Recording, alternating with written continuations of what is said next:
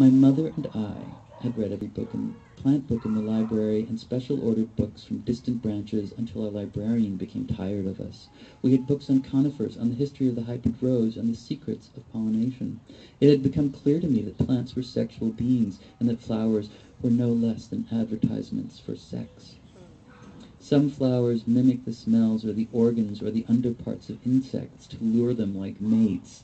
There is a Brazilian vine that traps moths in its flowers overnight to fertilize itself, and the stapelia is a kind of cactus whose flowers look like flat brown starfish and smell like rotting carrion in order to attract big black flies, which swarm in tight knots with the expectation of rotten meat.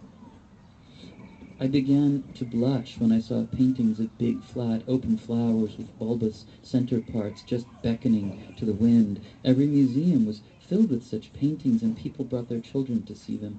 There were shockingly embellished paintings of nude men and women concealing nothing, frolicking in magical gardens composed of plants which I knew were purely fictitious.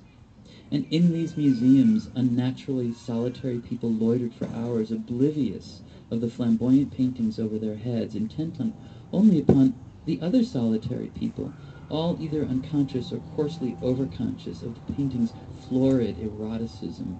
For me, this was the beginning of the breakdown in tidy categories for things. It was the time when all the books, the great masterpieces and exotic plants came crashing down and buried me with dead African butterflies, with overdressed people beside public monuments, inside bookstores and train stations, filled with swollen, distended flowers and bloated, succulent, bulbous vegetation.